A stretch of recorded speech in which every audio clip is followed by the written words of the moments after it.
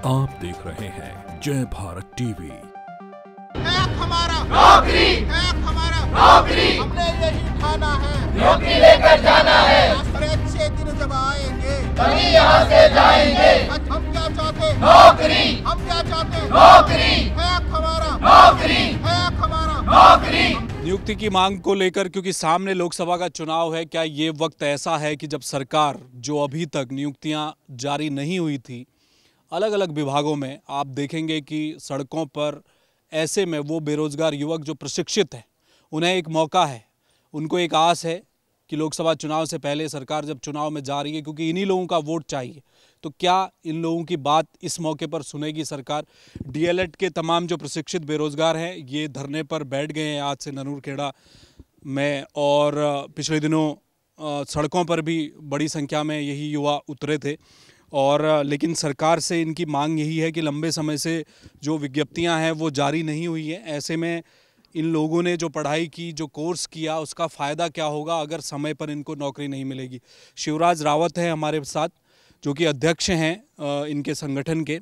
रावत जी, बताइए क्या आप लोग मांग कर रहे हैं, कब से यहाँ पर धरने में बैठे? सर, हम 22 तारीख से यहाँ पर धरने पर बैठे हुए हैं। हम डायटों से डीएलएड किए हुए हैं, जो राज्य के विभिन्न 13 जिलों में विभिन्न जिला शिक्षा एवं प्रशिक्षण संस्थान हैं। वहाँ पर सबसे पहले हमने एक परीक्षा के जरिए वहाँ पर हमारा एडमिशन हुआ। वहाँ हमने 2 साल का कठिन प्रशिक्षण अपना पूर्ण किया।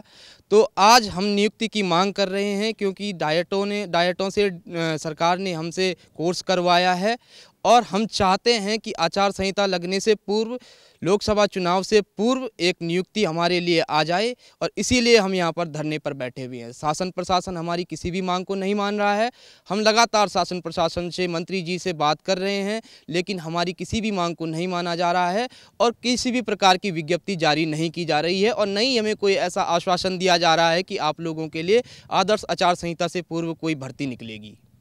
कितनी संख्या होगी इनकी जो डीएलएड प्रशिक्षित हैं पूरे प्रदेश में, और ये लोग कहाँ से ये लोग आए? सर, राज्य के विभिन्न 13 जिलों से यहाँ पर लोग आए हुए हैं, और 327 लोग हम हैं जो राज्य के सरकारी डायटों से डीएलएड जिन्होंने किया हुआ है, जिसे पूर्व में बीटीसी नाम से जाना जाता था, वही आज डीएलएड हो रखा है, और ये प्राथमिक शिक्षा के लिए आवश्यक कोर्स है।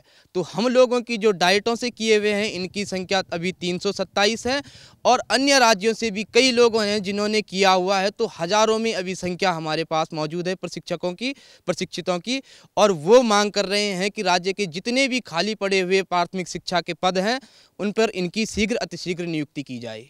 शासन स्तर पर इससे पहले आप लोगों की बात हुई है क्या? क्योंकि सरकार ये कहती है कि अलग अलग विभागों में नियुक्तियां हैं, वित्तीय बोझ भी बढ़ रहा है। हम देख रहे हैं कि बड़ी संख्या में जो प्रशिक्षित बेरोजगार हैं वो सड़कों पर हैं। लोकसभा का चुनाव भी सामने आ रहा है, क्या निर्णय लेगा उत्तराखंड का युवा, खासकर आप लोग जो इस समय नौकरी मांग रहे हैं? सर, हम अभी जो राज्य के प्राथमिक विद्यालय हैं, विभिन्न प्राथमिक विद्यालय हैं, वहाँ की स्थिति बहुत ही खस्ताहाल है। लगभग 4000 के करीब राज्य के प्राथमिक विद्यालयों में पद रिक्त हैं, सहायक अध्यापकों के पद रिक्त हैं, और राज्य के जो छोटे छोटे नौनिहाल हैं उनके भविष्य के साथ भी ये खिलवाड़ किया जा रहा है। जब शासन प्रशासन के पास, सरकार के पास प्रशिक्षित युवा हैं, तो क्यों ना उन्हें नियुक्ति दी जाए।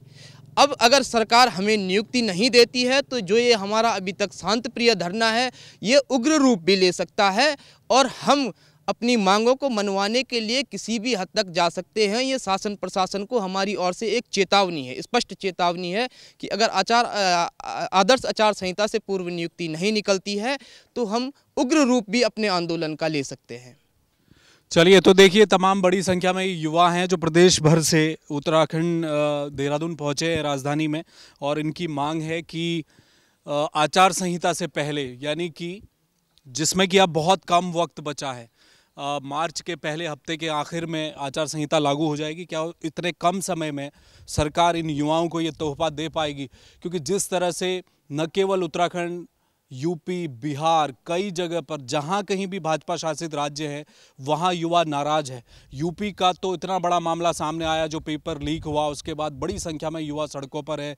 देहरादून में, उत्तराखंड में हम देख रहे हैं लगातार युवा जो प्रशिक्षित बेरोजगार है वो इसी तरह से सड़कों पर उतर रहे हैं, धरना प्रदर्शन कर रहे हैं अनिश्चित काल के लिए।